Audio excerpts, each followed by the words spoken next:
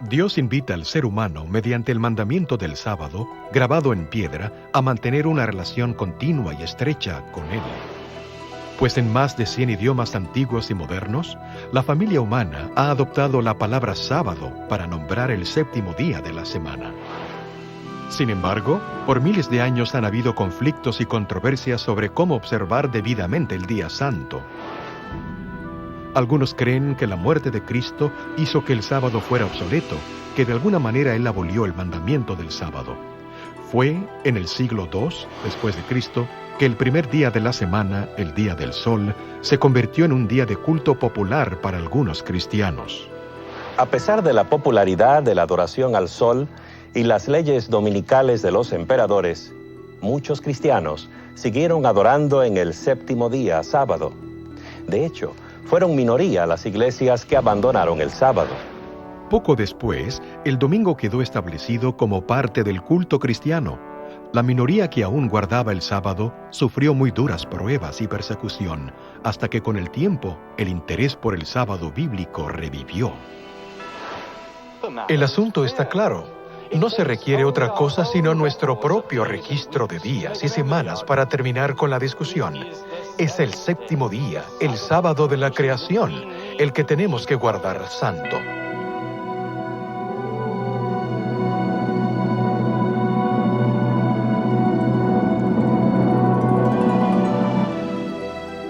Bien, aquí continúa el episodio final de la historia del sábado, un santuario en el tiempo.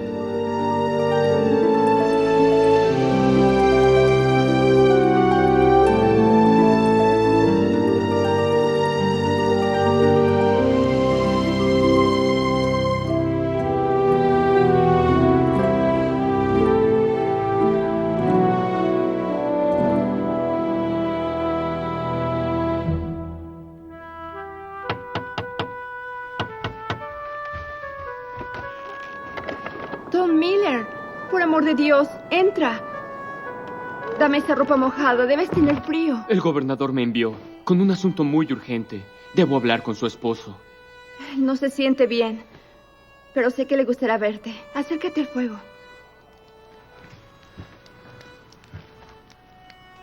Roger, despierta. Tom Miller está aquí de parte del gobernador Winthrop. Tom Miller, cuánto me alegro de verte. ¿Qué asunto te trae desde Boston en una noche como esta? El gobernador me envió. He venido por todo el camino sin descansar, con un asunto de mucha urgencia. El señor Winthrop le advierte de un gran peligro para usted. Los magistrados quieren mandarla a Inglaterra. Han despachado al capitán Underhill y a sus hombres para tomarle por sorpresa.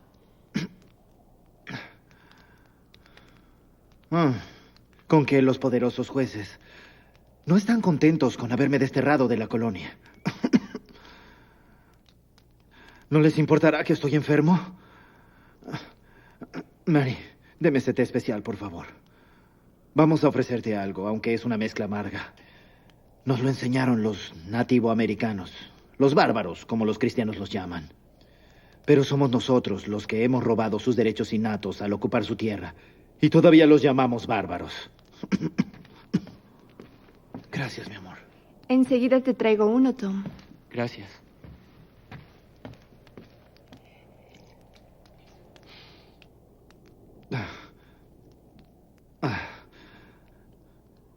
Así que, al parecer, tienen temor de que yo encuentre refugio en este desierto y levante una multitud de disidentes y perturbadores del orden público.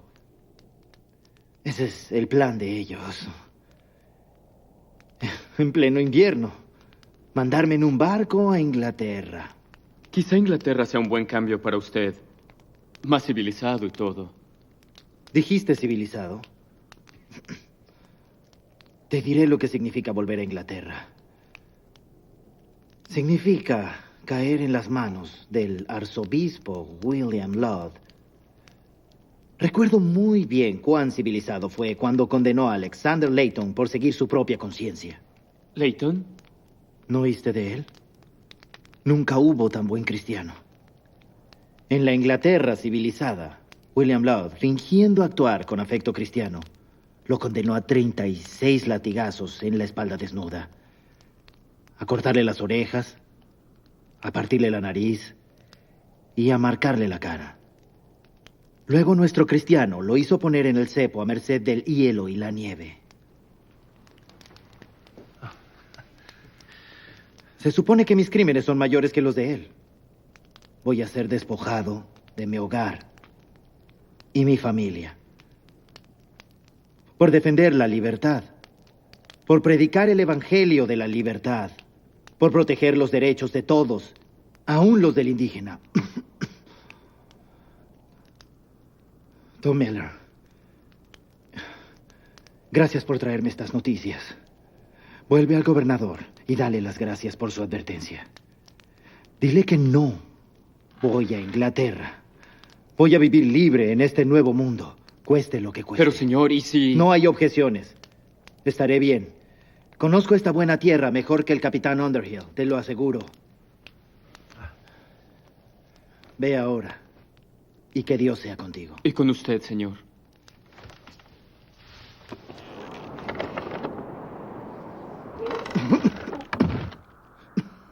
Es un buen mozo. Mary, estas cosas que habías preparado, las necesito ahora. Voy a partir ahora mismo. ¿Esta noche? Estás enfermo. Salir en esta tormenta será tu muerte. Será mi muerte si Underhill me atrapa aquí. Debo estar muy lejos antes de que él y sus hombres lleguen. Las cosas, por favor. Aquí las tengo. No sé qué es peor, que Underhill te atrape o que te sobrevenga la muerte en esta tormenta. Voy a correr ese riesgo cualquier día. Por lo menos, despídete de las niñas.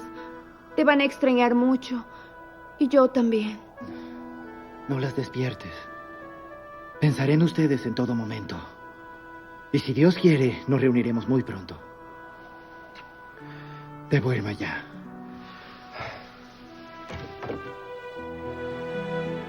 Si Underhill me sorprende aquí, tú también estarás en peligro.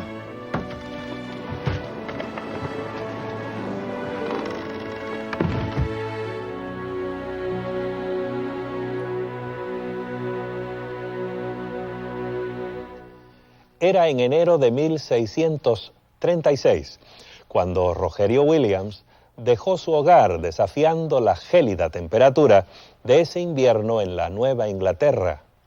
Su huida era un acto de desafío contra un régimen represivo.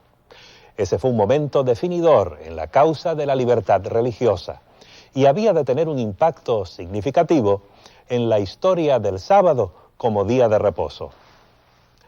Les saluda Frank González. Bienvenidos a la parte número 5, el capítulo final de la serie titulada Un santuario en el tiempo. Los historiadores y biógrafos describen a Rogerio Williams como un hombre de firmes convicciones, tierno corazón y una voluntad de acero invencible. Creía apasionadamente en los derechos individuales de todos los seres humanos y recomendaba la separación de la Iglesia y el Estado. Esto era un concepto verdaderamente radical en un mundo en el cual la religión se hacía cumplir por medio de legislación civil. Después de su huida de Salem, se abrió paso hacia el sur a través de la selva sin caminos, sobreviviendo de lo que podía recoger o desenterrar en el bosque. Eventualmente halló refugio entre las tribus de indios norteamericanos que vivían en la bahía de Narragansett.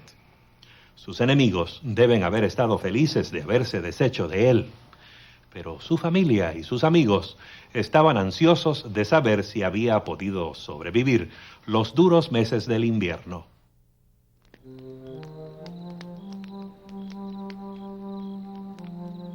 Disculpe, estoy buscando a mi amigo Roger Williams.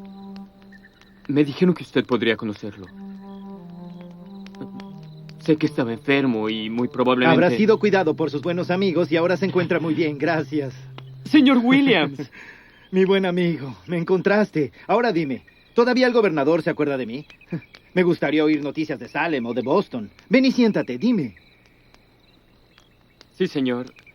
El señor Winthrop me pidió buscarlo y quiere saber noticias de usted. La señora Williams le manda sus cariños también y dice que ella y sus hijas están bien. Esperando verlo pronto. Pues estoy bien, como puedes ver. Gracias a Dios y a la bondad de mis amigos Pieles Rojas. Pronto obtendré una concesión de territorio y bien merecido. Esta es la tierra de la libertad que usted busca. Libertad. Derechos inalienables. Que el gobierno no rija los asuntos espirituales. ¿Te parece extraño que yo reclame libertad para todos? Los puritanos de Boston usan la espada para imponer su religión. Pero forzar la religión sobre alguien que no la desea es nada menos que violar el alma. Mira, Tom, la espada humana puede forzar una nación entera a profesar una religión formal aparente. Eso no tiene valor delante de Dios. Solo la espada de su espíritu puede regir adecuadamente los asuntos de la conciencia. Así que, cuando regreses al gobernador, dile que debo acatar los dictados de mi conciencia. Tendré un territorio libre, donde la gente viva y adore de acuerdo a su conciencia. Y dile a Mary que pronto la haré traer. La extraño mucho a ella y a mis hijas. La menor se llama Freeborn, nacida libre como ella es. Estoy decidido a que crezca en una tierra libre. Prepararé un lugar para mi familia donde seremos realmente libres. Debes tener mucha hambre. Permíteme La asignación de tierras que Rogerio Williams recibió en justa transacción de manos de la tribu de los indios Narragansett se convirtió en un refugio seguro para los que se oponían a la religión obligatoria de las colonias establecidas. Su visión de libertad personal se halla inmortalizada en la Carta Constitucional de la colonia de Rhode Island, colonia que él fundó. He aquí lo que dice: ninguna persona dentro de la colonia mencionada, nunca, desde este momento en adelante, será de manera alguna molestada, castigada, inquietada o puesta en duda por cualesquiera diferencias de opinión en asuntos de religión. Y había diferencias de opinión, muchas de ellas. Entre ellas, el asunto del día de adoración semanal. La correspondencia del mismo Rogerio Williams muestra que él reconocía el séptimo día de la semana, el sábado, como el día bíblico de reposo. Su colonia de Rhode Island proveyó un campo fértil y protegido para las semillas del reposo sabático en los Estados Unidos.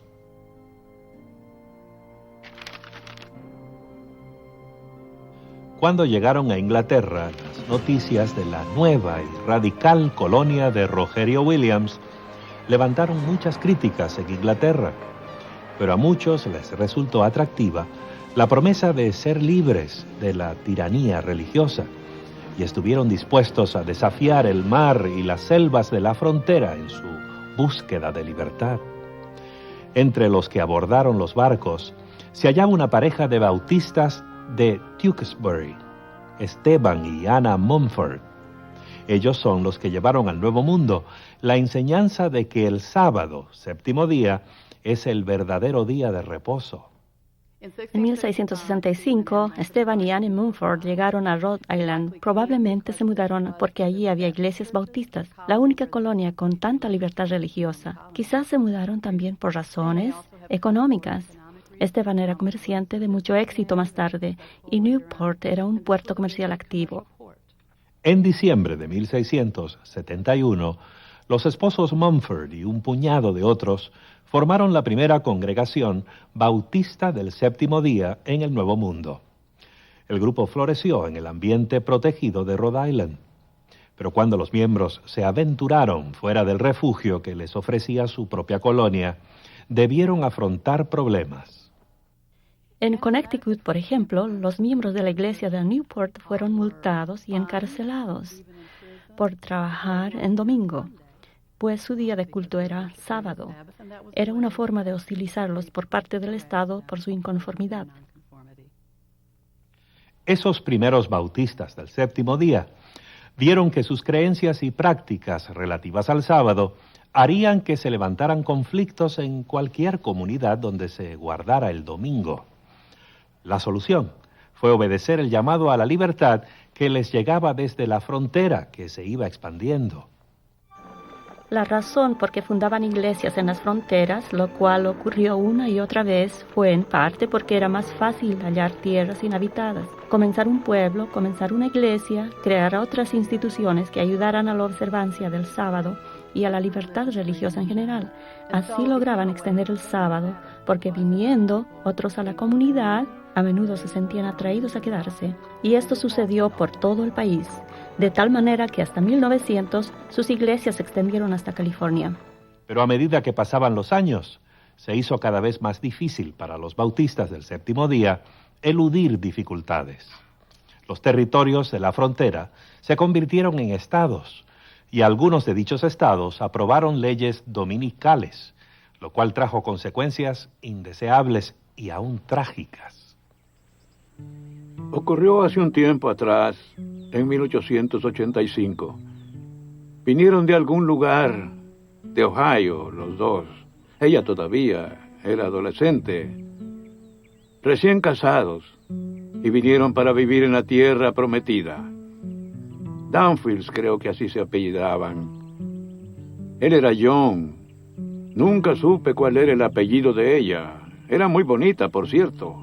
Trabajaba duro, incluso cuando quedó embarazada. Ocuparon una parcela en la frontera del estado, a 6 o 7 kilómetros del pueblo. Tenían un caballo, 2 vacas. Hicieron un buen trabajo en esa tierra. Tenían una buena cabaña, un buen pozo. En el primer año lograron plantar un jardín hermoso. Y bueno, la mayoría de los que habitaban aquí eran religiosos. Ellos eran bautistas del séptimo día, ya se imaginará, de los que toman al sábado por el domingo. Como vivían alejados del pueblo, pensé que vivirían su religión sin molestar a nadie, pero empezó el desorden, pues no trabajaban los sábados. Lo llamaban día de reposo, y creían que el domingo era como cualquier otro día laboral, mientras que los demás acudían a la iglesia. Así pues, las cosas marchaban bien, hasta que un malvado en el pueblo se quejó con el gran jurado. El gran jurado le prestó atención. Yo pensé que no lo escucharían, pero se decía que cada semana John manchaba el día del Señor. Él solo hacía lo que creía que Dios quería que hiciera, pero eso no le sirvió. El gran jurado lo juzgó, lo encontró culpable y lo sentenció allí mismo. Tenía que pagar una multa o ir a la cárcel. Pero ese joven tenía agallas.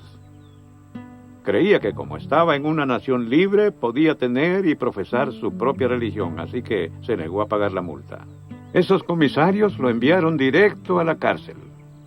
Su pobre mujer se quedó sola con su bebé recién nacido. De por sí estar en la cárcel era difícil como para además preocuparse por su mujer y su bebé. Ella sufría separada de su marido, sin el apoyo de nadie. Solo 1 o 2 mujeres del pueblo la visitaban, pero a ella nada la consolaba. Dicen que ella esperaba cada día que él viniera a recogerla. Dicen que se sentaba junto al portón con su bebé en brazos por horas y horas. Así pasaron semanas, y el bebé se enfermó. Después oímos que el pequeño había muerto en los brazos de su madre.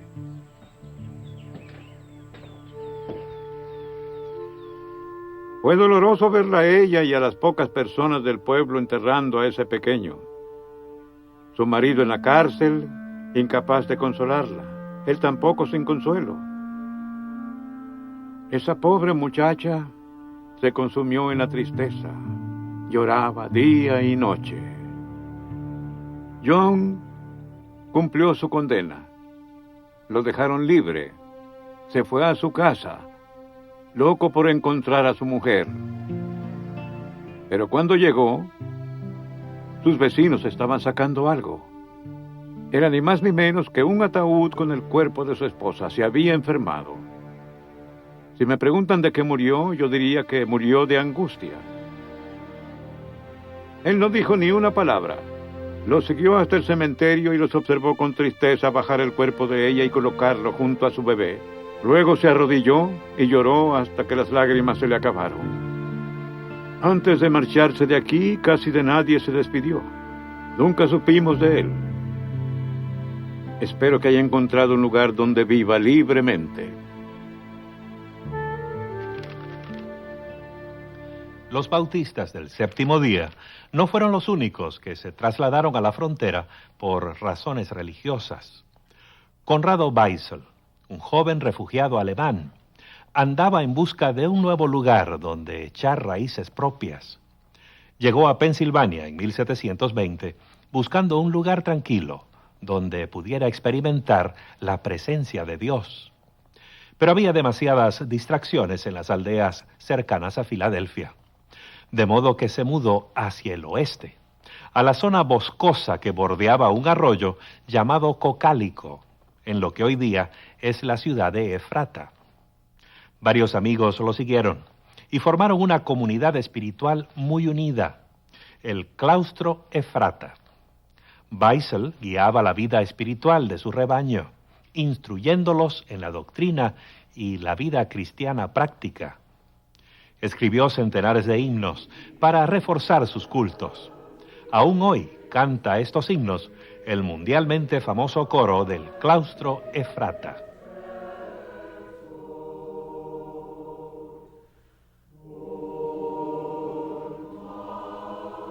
La vida era austera. Practicaban el celibato. Los hombres y las mujeres vivían en lugares separados. Eran gente industriosa, buenos trabajadores. Levantaron edificios bien construidos, plantaron quintas y huertos y pusieron en operación una próspera imprenta. Su estilo de vida típico de la frontera era físicamente agotador, lo cual le daba un significado especial a su día semanal de reposo, que era el sábado, séptimo día. Weissel expuso sus puntos de vista sobre el sábado en un tratado que escribió en 1728, Mysterion Anomias, o el misterio de la iniquidad. Ahí describió el sábado como una dádiva de la gracia de Dios para librar del trabajo a la gente una vez a la semana. El sábado era un día cuando Weissel y sus compañeros podían comer su pan sin tener que esforzarse en sus trabajos. Esto puso a la comunidad de Weissel en conflicto con las leyes dominicales de Pensilvania. En 1730, la comunidad de Efrata tuvo conflictos legales por quebrantar las leyes dominicales de la colonia de Pensilvania. Algunos feligreses fueron detenidos y encarcelados en Lancaster. Aun cuando Weissel y sus seguidores no andaban al mismo paso que la sociedad que los rodeaba, mantuvieron fielmente su observancia del reposo sabático. Es que no se trataba solo de un día para descansar. Según su criterio, representaba una realidad eterna. Además, creía que la venida de Cristo y el milenio daban la esperanza de un sábado eterno. Por tanto, toda vez que la comunidad observaba el sábado, anticipaba el retorno de Cristo y lo que sería el descanso eterno.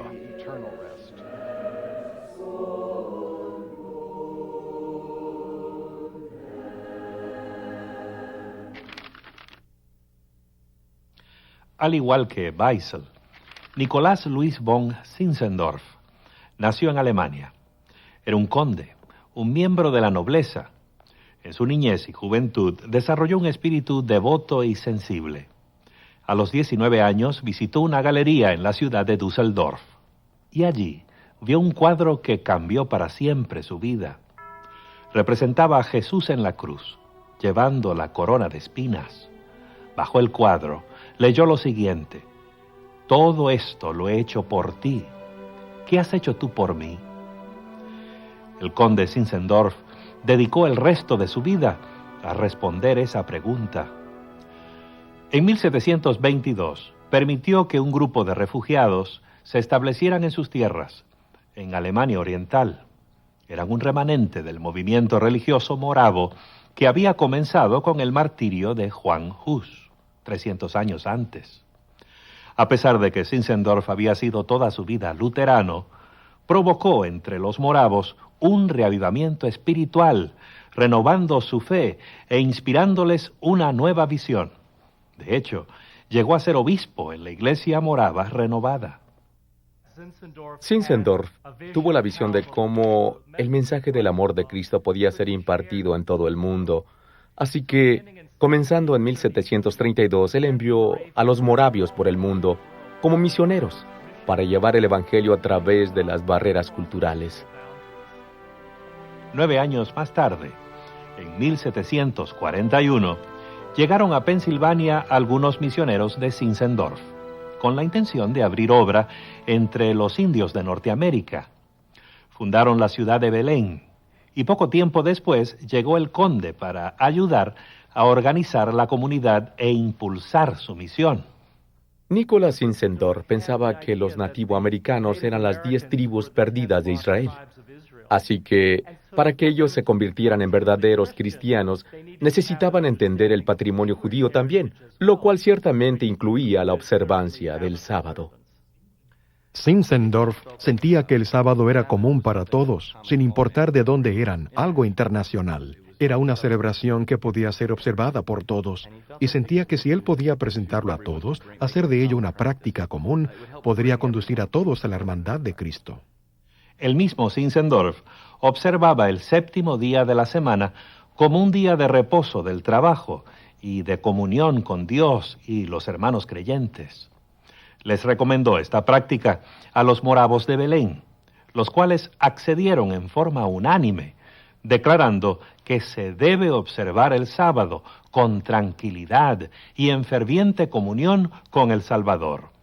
Zinzendorf sentía que el sábado era el verdadero día de reposo, un tiempo para prepararse mentalmente para que, como pienso que Zinzendorf escribió cierta vez, Dios obre en uno. Pero fue el domingo el descanso legal provisto por la ley inglesa y los moravios observaban los dos. Parece que junto con esto, el conde Zinzendorf no le ponía gran atención al domingo como día de reposo. Durante el verano de 1742, salió en gira por las misiones indígenas moravas. Cierto domingo, él y su grupo acampaban cerca de Hurley, Nueva York. Mientras estaban allí, unos dignatarios locales fueron a visitarlos, pero el conde Zinzendorf estaba algo desatento por estar escribiendo un himno. Así que no recibió a los visitantes con la debida atención que se merecían. Una de esas autoridades dijo ser el juez de paz.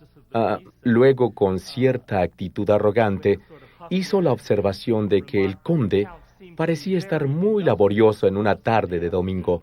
Al día siguiente, él les forzó a la gente de Zinzendorf a la corte y les aplicó la multa de 18 chelines por violar el descanso dominical.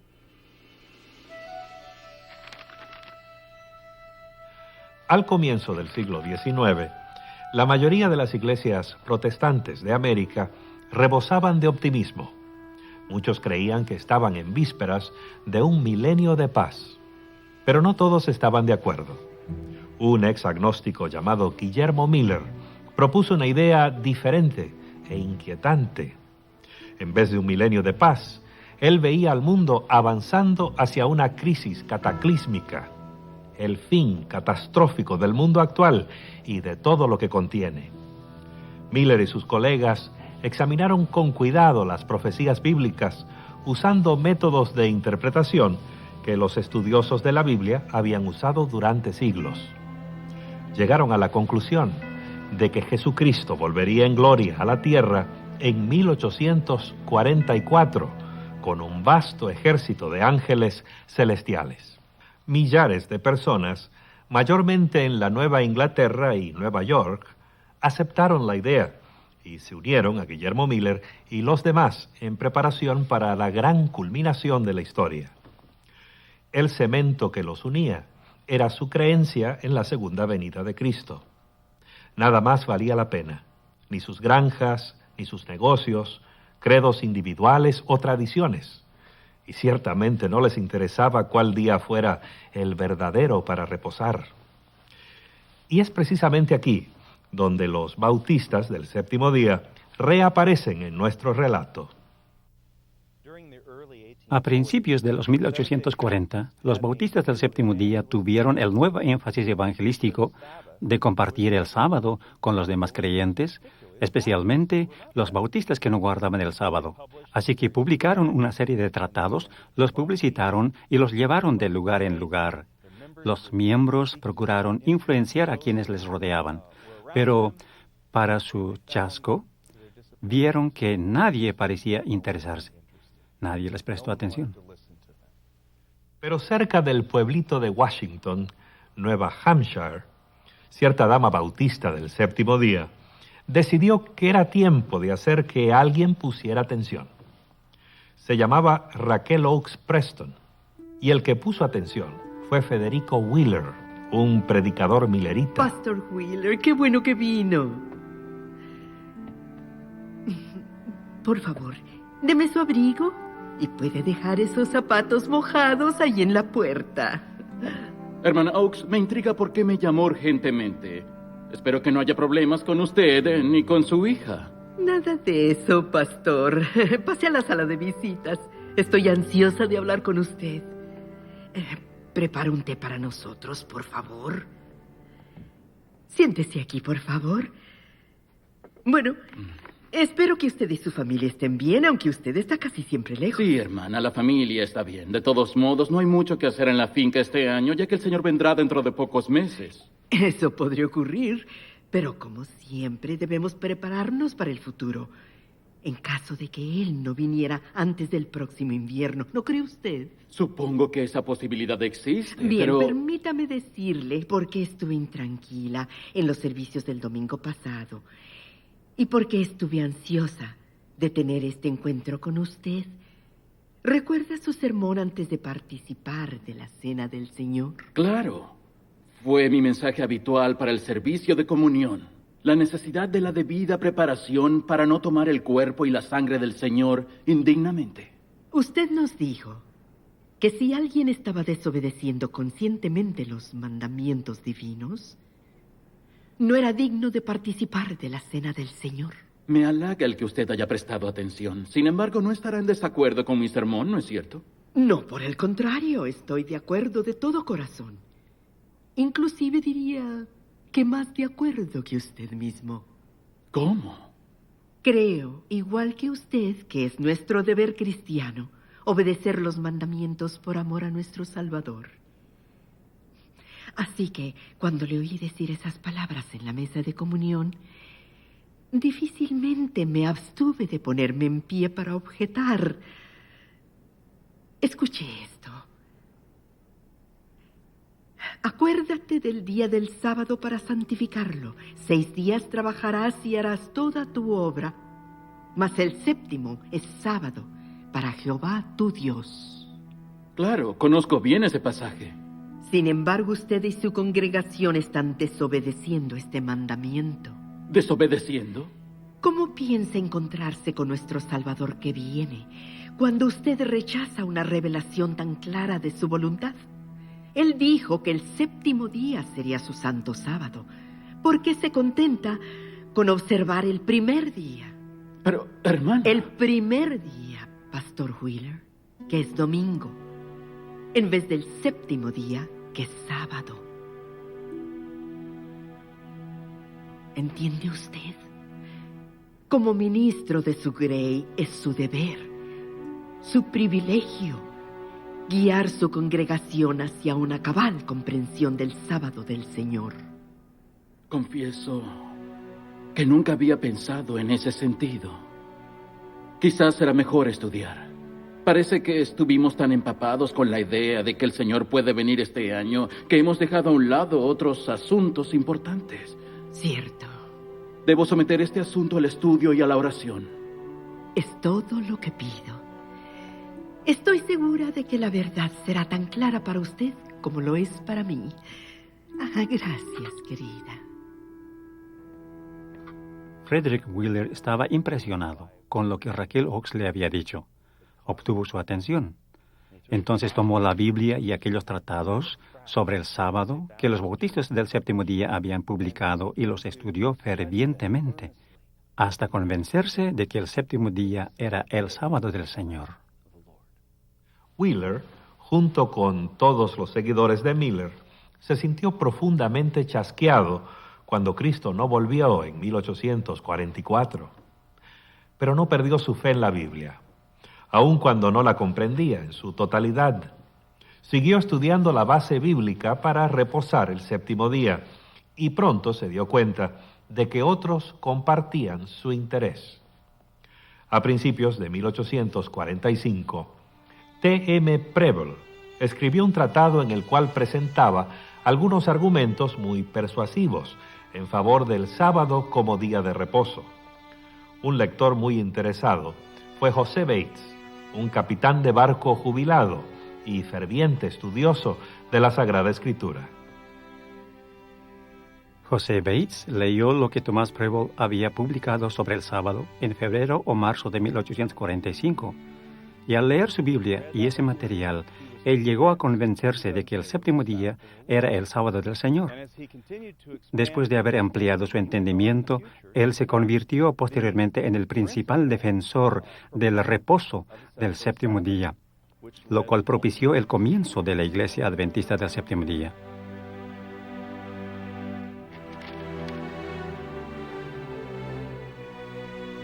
Mientras la doctrina del reposo sabático ganaba terreno en los Estados Unidos a mediados del siglo XIX, la revolución de Taiping se extendía por la China. Los campesinos se habían rebelado contra la dinastía Manchú.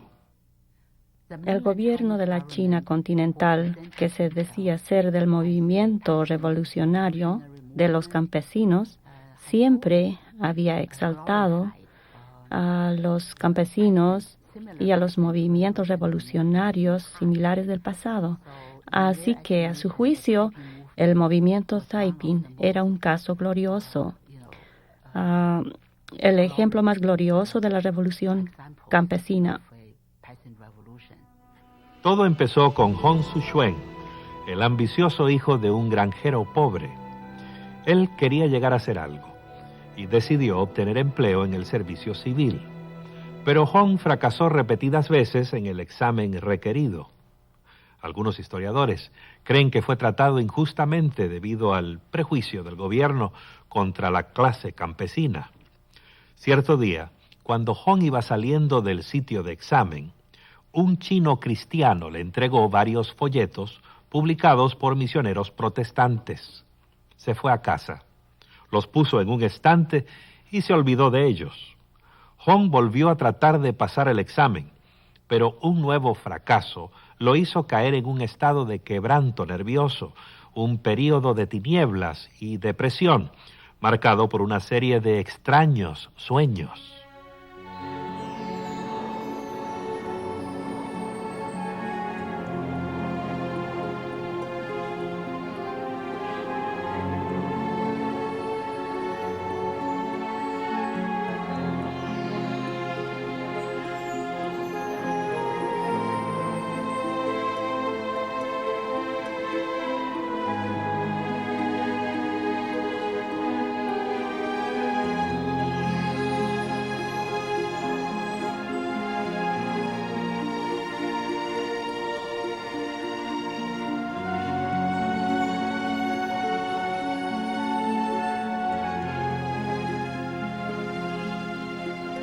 ¿Quién era el anciano? ¿Qué estaba tratando de decirle? Las tradiciones chinas no les daban mucha importancia a los sueños, a menos que hubiera alguna clara conexión con la vida real. Hong no pudo discernir ninguna conexión aquí, de modo que los sueños lo dejaron un tanto confuso. Fue algún tiempo después de eso que un amigo lo visitó, después de las visiones, después de fracasar en los exámenes, y le dijo: «Oh, veo que tienes esos tratados, son muy fascinantes, ¿no es cierto?». A esa observación casual, Hong respondió: «Bueno, no los he leído». Entonces el amigo le dijo: «Pues creo que debes leerlos, te van a parecer atractivos». Los folletos llevaron a Hong Xiuquan a descubrir la Biblia y la revelación que hace el libro santo del Dios omnipotente y su Hijo Jesucristo. De súbito, los sueños empezaron a tener sentido. El anciano venerable que había visto era Dios. Ahora Hong empezó a ver el universo en forma radicalmente distinta de lo que había aprendido en las tradiciones budistas. Fue así que el sueño, los tratados y las enseñanzas bíblicas comenzaban a tomar sentido en su mente. Se formaba en él una visión cada vez más compleja de Dios, el Padre. Hong Xiuquan creía que el propósito de su vida era establecer el Taiping Tianguo, el gran reino de paz celestial. Su celo religioso consumió a la clase de los oprimidos campesinos, inspirando el movimiento revolucionario más importante del siglo XIX.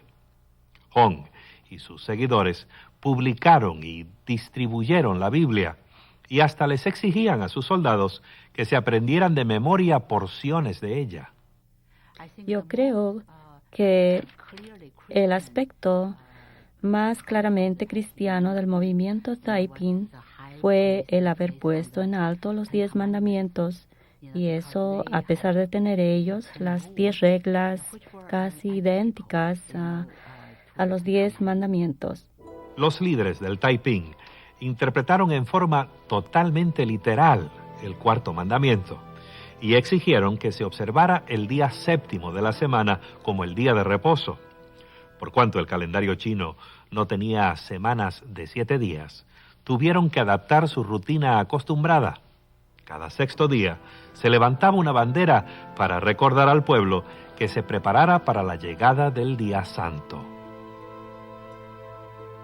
El 7º día es el día santo del Padre Celestial. Por eso nuestro Padre Celestial ordenó que fuera el día de reposo y lo señaló como día de culto, un recordativo eterno de que la verdadera felicidad se otorga a las gentes por la gracia de nuestro Padre Celestial, a fin de que siempre tengan en mente la bondad del Padre Celestial. Los esfuerzos de Hong Xiuquan por establecer el gran reino de paz celestial nunca tuvieron verdadero éxito. Sí lograron él y sus seguidores liberar un 40% del imperio de las garras de la dominación manchú. Pero eventualmente los ingleses y otras potencias occidentales ayudaron a los manchúes a prevalecer. En 1864 aplastaron la revolución de Hong Xiuquan.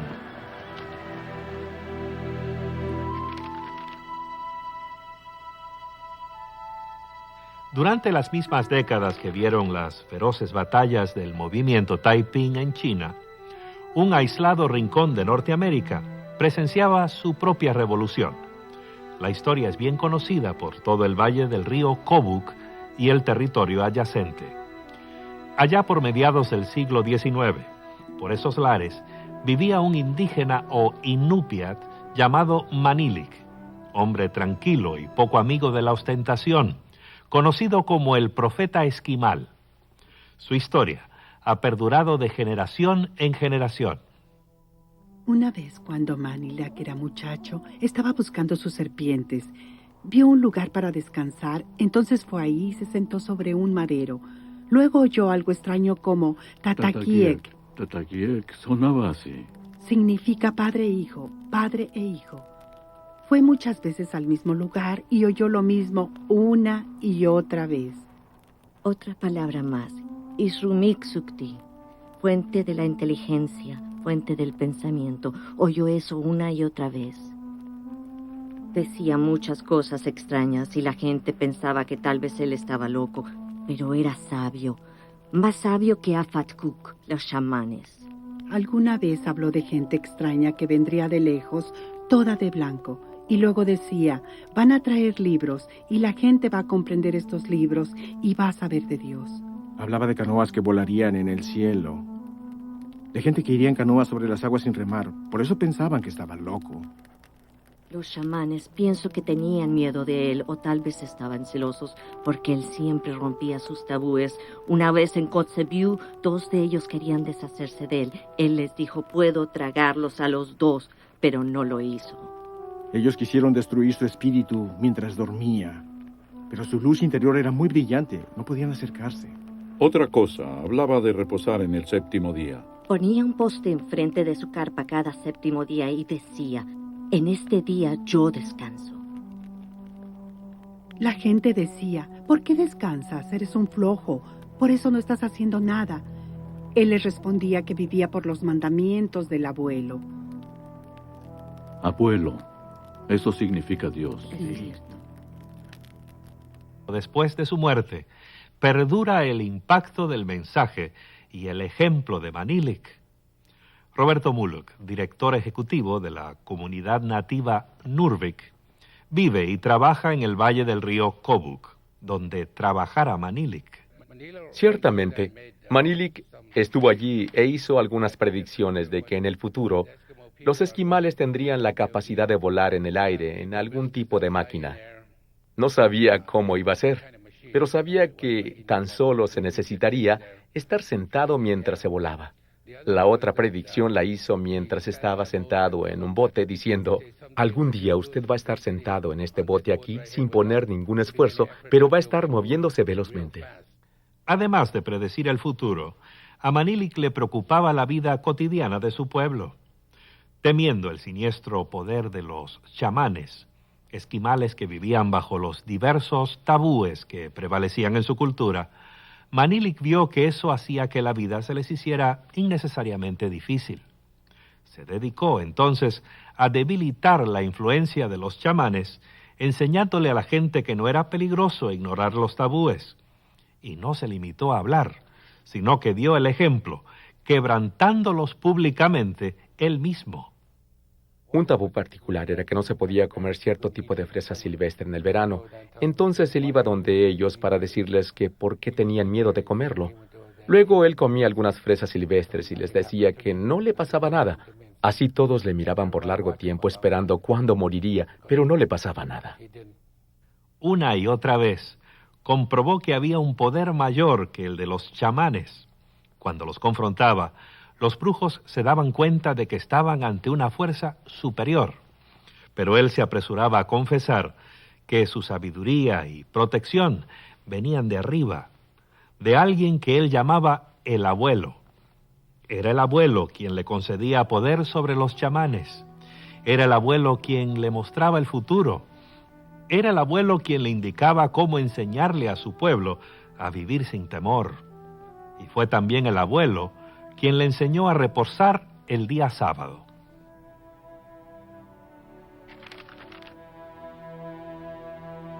La historia de Manilik es solo una entre muchas que cuentan de individuos que han aprendido acerca del sábado sin haber leído nunca una Biblia ni visto a un misionero. Otro relato llega hasta nosotros de un remoto rincón de la selva tropical sudamericana. Hace unos 100 años, Aucua, el jefe de un poblado indio, tuvo un sueño asombroso, el cual transformó su vida.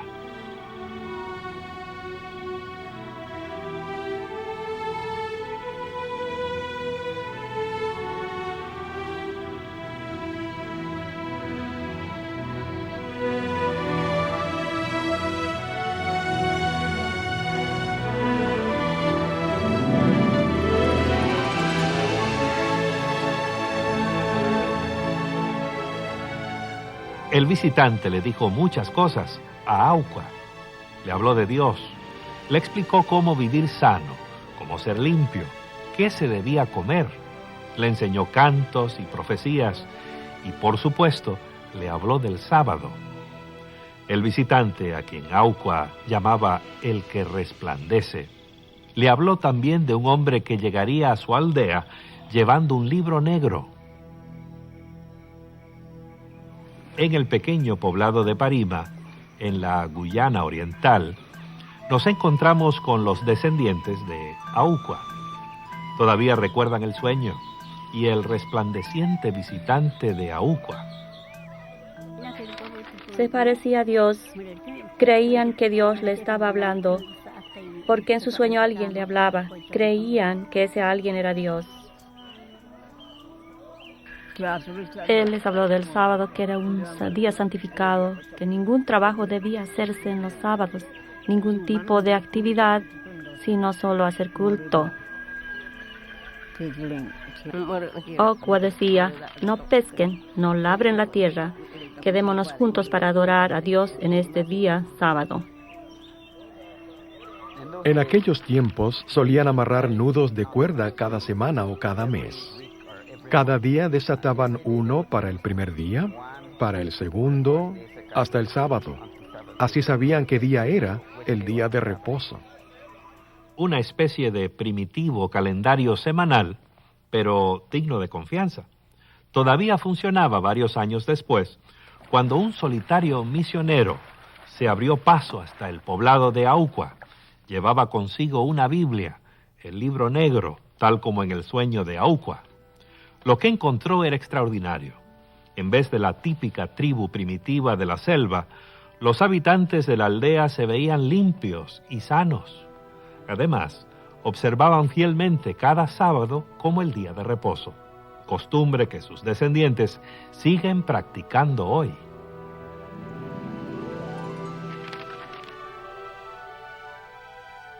Le sorprenderá al televidente saber que el sábado del séptimo día tiene raíces profundas en el continente africano. Veintenas de iglesias independientes han surgido entre los pueblos africanos desde la llegada de los misioneros protestantes en el siglo XVIII. Estos grupos nativos, fundados y dirigidos por africanos, comparten un trasfondo común. Sidney Davis, experto en el cristianismo africano, explica: el movimiento de iglesias independientes de África es un modo de desligarse del imperialismo occidental, de la imposición de la cultura occidental sobre África. Eso es agradable para ellos porque pueden expresar la cristiandad en el marco de su propia experiencia en vez de hacerlo en el marco de la cultura impuesta. No debe sorprendernos ver que se haya esparcido tanto la observancia del sábado. El concepto del reposo sabático se expresa a través de diversos idiomas y tradiciones del África, y no me refiero únicamente a la antigua cultura cristiana de Etiopía que presentamos en la cuarta parte de nuestra serie. La tribu KwaZulu Natal adoraba a un dios cuyo origen no se podía trazar. Adoraban a ese dios en un día especial. En este día no se hacía ningún trabajo manual, no cosechaban las mieses. Tampoco se les permitía hacer ningún tipo de cultivo. El día estaba eternamente dedicado a la adoración de ese Dios. Ese día de culto era sábado. El concepto o la tradición del descanso del séptimo día siempre ha estado difusamente enraizado en la cultura de Ashanti. Hay que saber que casi en todas las culturas africanas, la religión o el concepto de Dios está arraigado o entretejido. Así que la pregunta de cuán antigua es la tradición del sábado para un africano o un Ashanti es realmente innecesario hacerla, porque tanto cuanto saben siempre ha sido parte de la vida de ellos. En el idioma Zulu, la palabra sábado significa día de consumación o el último día. Lo que a mí me fascina más es que ellos tenían estos conceptos del sábado desde mucho antes de la llegada de los misioneros europeos. Fueron los misioneros quienes introdujeron el culto dominical, pues hasta entonces todos sabían que Dios tenía solo un día de culto, el sábado. Cuando los misioneros europeos llegaron, introdujeron no solo una manera diferente de adorar, sino un día distinto de culto, el domingo. Y por lo que introdujeron el culto dominical, todo hombre blanco fue llamado automáticamente hombre blanco de domingo, o Kwesi Bruni, porque se llama Kwesi a todo niño nacido en domingo. Para ellos, todo europeo es nacido en domingo porque introdujeron el culto dominical.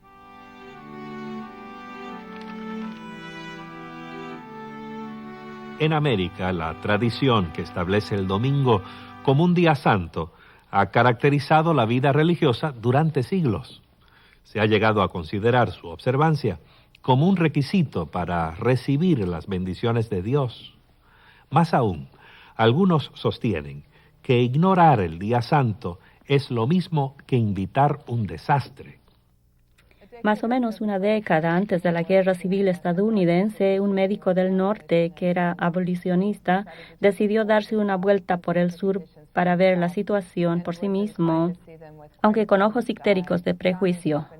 Estando en Nueva Orleans un domingo, se espantó al ver el quebrantamiento del reposo, los juegos de vicio, la prostitución, la orgía general del día, Al día siguiente, un incendio devastó la ciudad, como era común en el siglo XIX. Él escribió en su diario de que tuvieron un buen postre por quebrantar el reposo.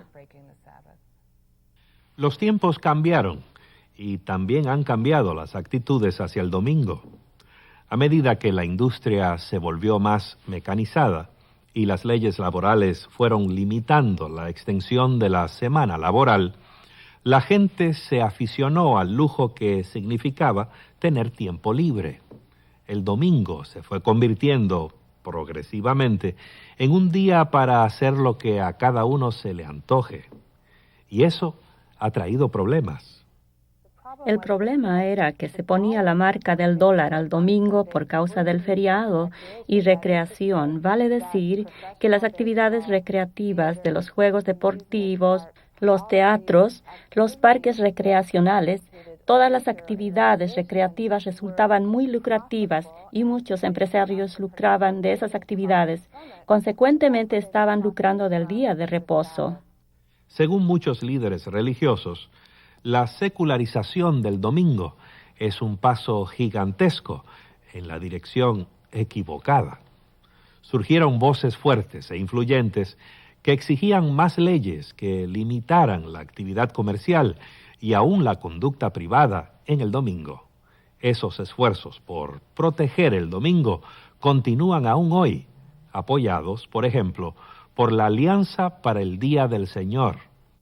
La Alianza del Día del Señor tomó esta posición porque creía que el descanso del sábado, el reposo, existía desde antes de nuestras comunidades religiosas, inclusive del mismo judaísmo. Hace tiempo, cuando se formó la Alianza para el Día del Señor, el tema de las leyes dominicales despertaba a controversias.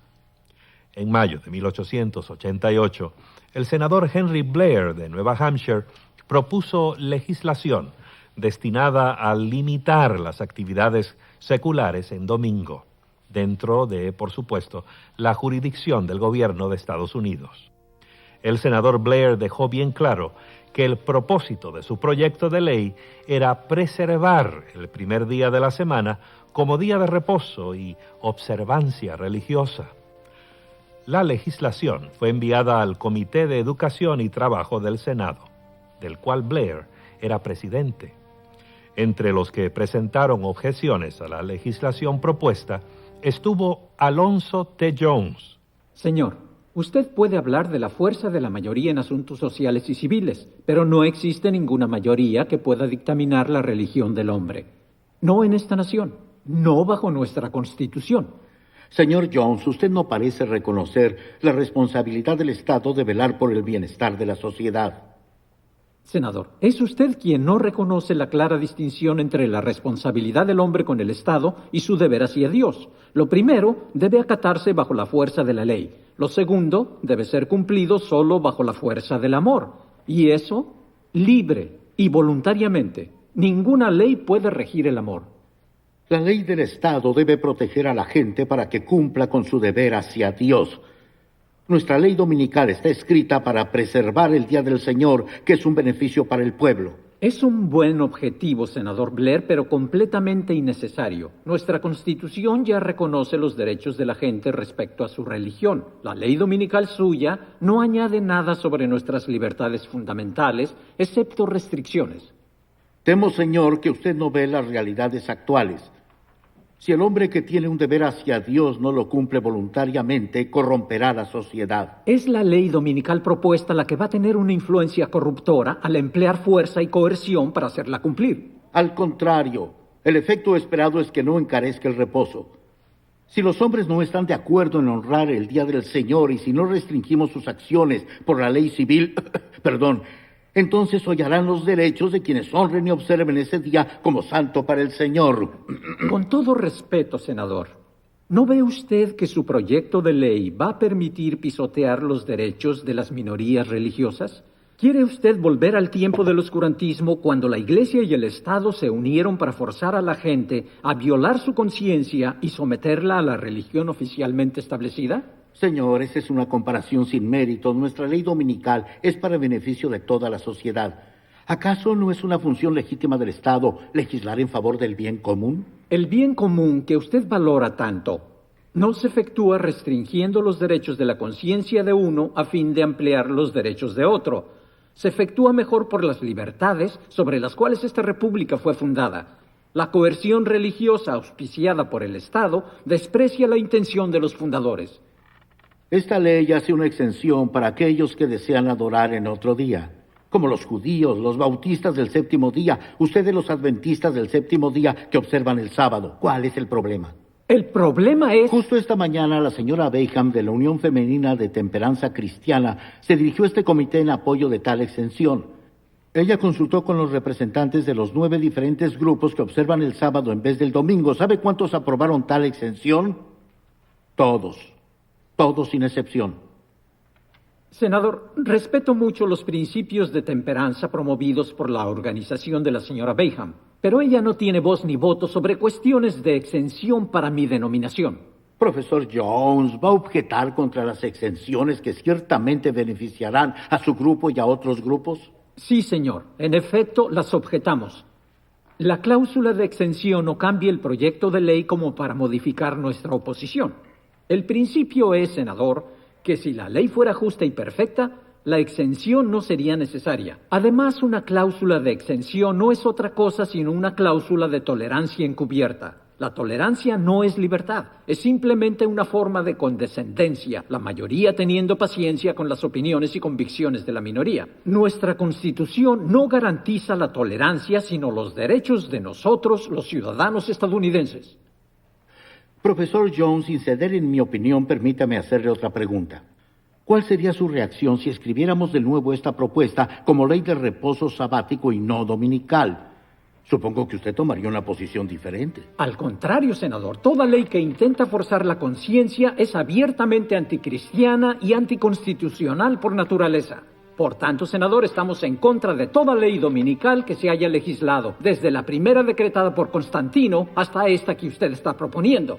Y si usted cambia de una ley del domingo a una del sábado, igual nos opondremos firmemente.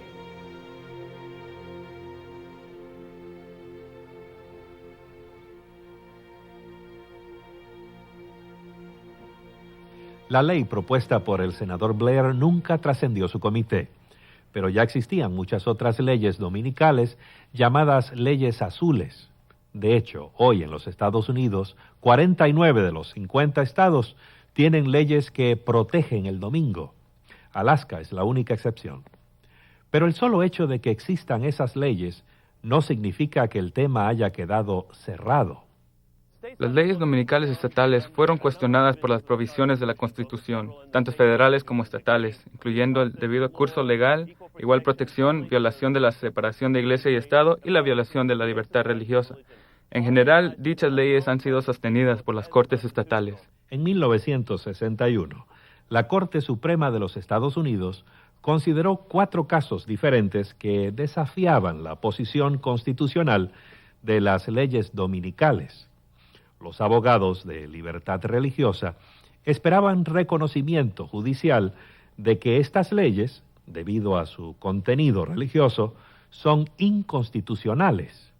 En el caso McGowan versus Maryland, uno de los 4 casos, la Corte observó que era obvio que dichas leyes tenían origen religioso, porque trataban del Día del Señor, del reposo, de toda gama de cuestiones, términos y razones religiosas. En 1961, la Corte había visto de que existía la razón de tratar a dichas leyes como protectoras de derechos laborales. Y a la pregunta de si los estados pueden legislar los derechos de los trabajadores, la respuesta es sí. Con tantas leyes azules en los códigos del país, es justo preguntar por qué se oye tan poco acerca de su aplicación. ¿Están haciendo arrestos las autoridades? ¿Están dando condenas los jueces? ¿Están los cofres públicos enriqueciéndose con las multas aplicadas a los culpables? Yo pienso que hay 3 principales razones por qué no se hacen cumplir las leyes dominicales. Primero, las leyes escritas en los libros frecuentemente no se hacen cumplir porque se presta atención a otras prioridades. Segundo, actualmente no existe mucha disposición e interés en la población general sobre este asunto. Tercero, yo pienso que muchas leyes se hacen cumplir de una manera invisible al público. Por ejemplo, aquí se ve Washington, D.C. En esta ciudad se prohíbe hacer trabajos de construcción los domingos de mañana. Muchos no se dan cuenta de eso porque no se ocupan en la construcción, y si alguna vez construyen algo no es una violación que les afecte significativamente a la vida. En nuestra era secular y materialista, se escuchan pocas voces que pidan leyes dominicales de inspiración religiosa. Hasta la Alianza del Día del Señor, que es una organización sólida a favor del domingo, está de acuerdo con ello. La historia de la Alianza del Día del Señor ha sido en el pasado la de mantener o tratar de mantener las leyes dominicales en los Estados Unidos. Hemos llegado a un punto donde sentimos que esto es una aproximación retrógrada. La legislación puede ser útil, pero nuestra finalidad es promover un entendimiento cultural de importancia psicológica y sociológica de la actualidad, lo cual tiene claramente sólidas columnas religiosas y teológicas cristianas. La experiencia demuestra que en asuntos de religión, la persuasión es mejor que la fuerza. Sin embargo, aún hoy no es raro que la gente que guarda el sábado se tropiece con leyes que restringen la libertad de ejercer su religión. En 1982, yo era empleado de tiempo completo en el Departamento de Alimentos y Agricultura del Estado de California. Kwasi había solicitado la posición de inspector de la planta de cuarentena en el Departamento de Agricultura de California. Él fue nombrado para el puesto y decidió darse una vuelta por el lugar antes de presentarse al trabajo. Cuando llegué, supe que había sido puesto en lista para trabajar en sábado. Entonces, llamé la atención del supervisor sobre este asunto. La persona que estaba a cargo de esa localidad le dijo: si no estás dispuesto a trabajar en los sábados, yo no voy a dar curso a tus documentos y el Departamento de Agricultura no te va a emplear. Yo me puse en contacto con el Consejo de Iglesia y Estado, el cual nos ayudó a apelar al Departamento de Alimentos y Agricultura del Estado de California en procura de resolver este asunto mediante un proceso administrativo. Pero el Estado de California no nos prestó atención y me quitaron el nombramiento. Después de un tiempo substancial, estuvimos en juicio, lo cual duró varios días. Y finalmente, por desgracia, el juez dictaminó contra él, lo cual es usual para los guardadores de sábado. Inmediatamente elevamos una apelación al 9º Circuito de Apelaciones Judiciales. El asunto fue finalmente elevado ante 3 jueces del 9º Circuito y ellos fallaron en su favor, invalidando la decisión del juez anterior. El Estado de California se disgustó y solicitó una revisión por la Corte Suprema de los Estados Unidos, la cual no aceptó la apelación.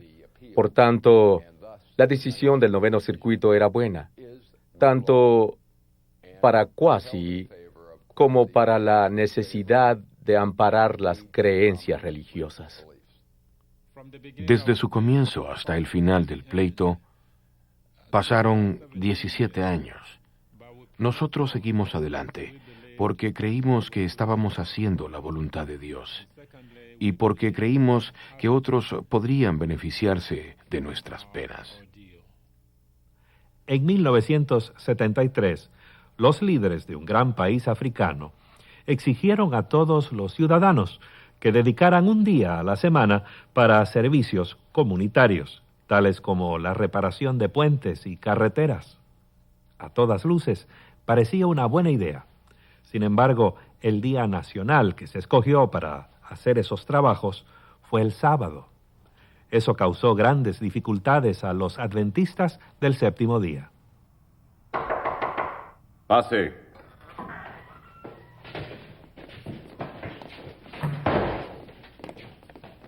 Señor, aquí está Gideón Kidenda. Sí, Kidenda. Gracias por venir, ciudadano Kidenda. ¿Dónde lo hallaron? ¿Qué estaba haciendo? Estaba en su iglesia junto con los otros, 50 o 60 personas. Él estaba al frente orando. Nosotros éramos solo 2, así que no pudimos traerlos a todos. Tratamos de hacerle entender para que él les dijera que se fueran de la iglesia.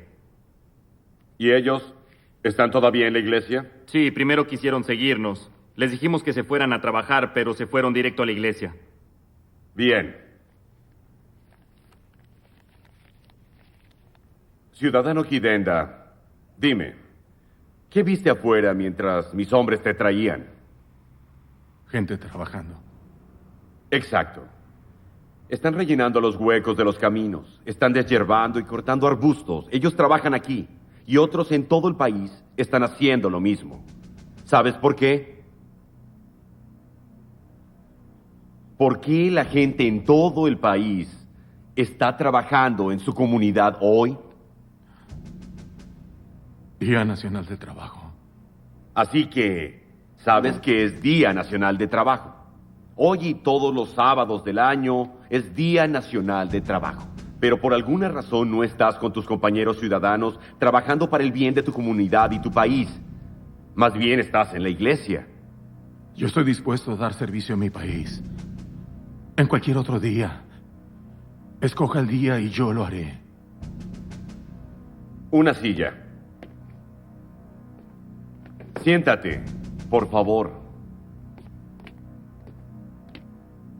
La ley de la nación dice que el sábado es el Día Nacional de Trabajo. Así que ese es el día cuando trabajaremos en la comunidad. Eso te incluye a ti y a toda la gente en tu iglesia. Tú eres su líder. Tienes que decirles eso.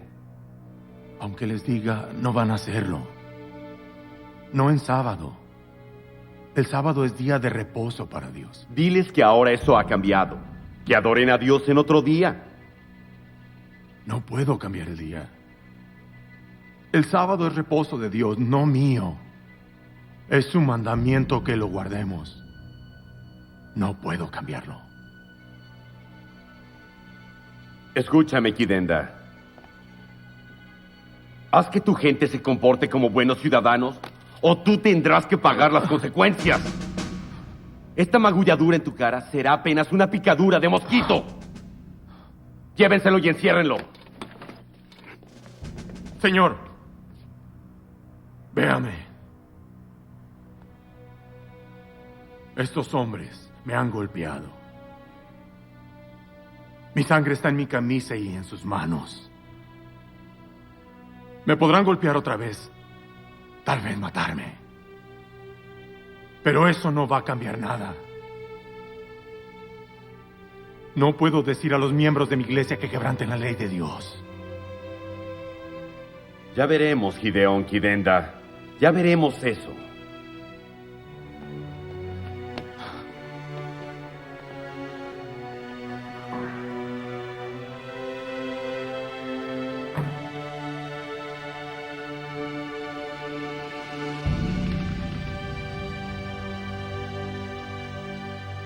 Al parecer, guardar el sábado puede resultar caro, inconveniente y hasta peligroso. A raíz de todo esto, resulta sorprendente notar cuántos cristianos hay que guardan el sábado hoy. El directorio de grupos que observan el sábado, publicado por la Asociación del Sábado Bíblico, contiene más de 400 iglesias y denominaciones que guardan el sábado. Uno de ellos es la Iglesia de Dios del Séptimo Día, con sede en el estado de Colorado, que tiene una feligresía mundial de cerca de 200,000. El reposo del séptimo día es importante para nosotros como denominación por causa de habernos comprometido a ser bíblicos, una congregación basada en la Biblia. Creemos que el sábado es una parte integral de las enseñanzas bíblicas y sería imposible enseñar todos los consejos de Dios y aún vivir de toda palabra que sale de la boca de Dios si ignoráramos su reposo del séptimo día. En 1896, la Iglesia de Dios y de los Santos de Cristo fue establecida por William Saunders Crowdy en Lawrence, Kansas. Aunque era solo diácono bautista entonces, el profeta Crowdy recibió una noción divinamente inspirada de las claves de salvación, una de las cuales era los 10 mandamientos. Esto naturalmente lo llevó a la observancia del reposo del séptimo día. Aunque parecía que estaba proporcionando algo nuevo, en realidad el profeta Crowdy restableció una forma de judaísmo profético que había moldeado las vidas de hombres y mujeres desde la antigüedad. Muchos de los grupos más pequeños que guardan el sábado surgieron de la Iglesia Mundial de Dios, fundada por el empresario Herbert Armstrong. El relato tiene un comienzo inverosímil. En realidad fue la esposa del señor Armstrong la que lo interesó en el sábado. Esto sucedió en 1926. En Eugene, Oregon, una vecina convenció a la esposa del señor Armstrong de que debía guardar el reposo del séptimo día. La vecina le probó esto por la Biblia. Cuando ella le habló de esto a su esposo, Herbert, él se encolerizó, se enojó tanto que en cierto punto de la discusión le dijo a ella que se divorciaría si continuaba en este tipo de fanatismo. Como lo llamó, ella dijo, en vez de divorciarme, ¿por qué no lo averiguas y ves si estoy en lo cierto o no? Herbert Armstrong no se divorció de su esposa. Al contrario, aceptó su desafío y pasó varios meses investigando el tema en una biblioteca cercana. Para su sorpresa, no pudo contradecirle. Se sintió arrinconado y solo pudo llegar a la única conclusión de que el sábado, el séptimo día, es el día bíblico de reposo. Este llegó a ser el distintivo de la iglesia que fundó. Herbert Armstrong murió en 1986. La nueva directiva de la Iglesia Mundial de Dios llevó a la denominación hacia un rumbo distinto, más en línea con la mayoría del mundo cristiano, que incluía el cambio de su día de adoración por el domingo. Estas alteraciones costaron a la Iglesia cerca de la mitad de su feligresía. Vemos un cuadro distinto en los adventistas del séptimo día, que son los preeminentes observadores del sábado. La feligresía mundial asciende a 13 millones, esparcidos en unos 200 países, y está creciendo con rapidez. Hay más de 54,000 congregaciones adventistas del séptimo día en todo el mundo, y cada semana se agregan 30 nuevas.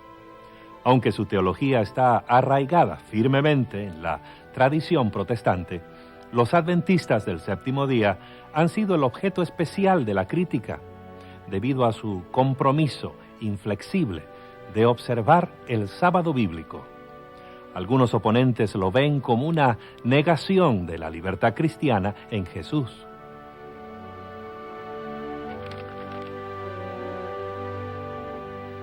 Por supuesto que la libertad está en el corazón de la fe cristiana. Y algunos dicen que guardar el sábado es rechazar la libertad cristiana, que guardar el sábado es legalismo, una forma de ganar la salvación mediante la obediencia. Pero observar el día bíblico de reposo, ¿es necesariamente legalismo? Dios instituyó el sábado en la creación antes del pecado. ¿Era legalismo esa vez?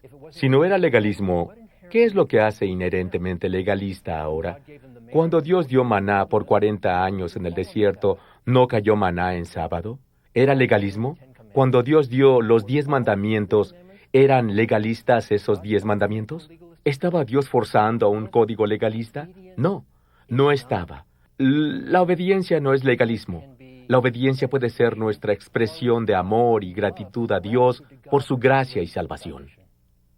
Ahora bien, algunos teólogos cristianos insisten que la salvación está basada en las promesas de Dios, en su pacto, y no en nuestra conducta. Dicen que guardar el sábado en obediencia al mandamiento no es necesario.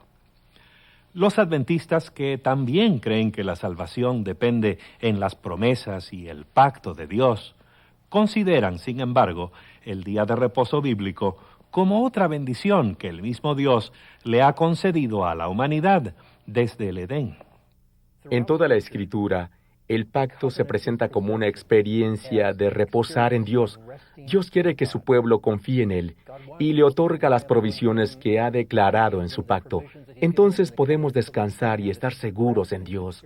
Cuando estamos fuera de este pacto de comunión con Dios, nos preocupa nuestra salvación, nos preocupa nuestro futuro, lo que sobrevendrá. Por lo contrario, dentro del pacto tenemos un descanso y una confianza completos en Dios. El sábado simboliza ese reposo. Y al guardar el sábado, descansamos en la seguridad de que Jesús nos redimió en la cruz, de que somos salvos, que somos sus hijos, que podemos depender de Él. Si el día de reposo tiene un lugar apropiado en la vida del cristiano, ¿por qué tiene que ser el sábado? La mayoría de las iglesias enseñan que los cristianos debieran guardar el domingo en su lugar y citan referencias del Nuevo Testamento para apoyar su punto. Pero, ¿enseña realmente el Nuevo Testamento que el domingo, que es el primer día de la semana, es el día de reposo cristiano? En el Nuevo Testamento se menciona el primer día de la semana. Al parecer, los cristianos se reunieron 1 o 2 veces en ese día. Pero no hubo transferencia de la importancia del sábado del séptimo día al primer día de la semana, llamado domingo. No se convirtió en el día de reposo, ni se convirtió en el día cuando se celebra la actividad creativa de Dios. Tampoco se convirtió en el día de culto cristiano, lo cual sigue siendo el sábado del séptimo día.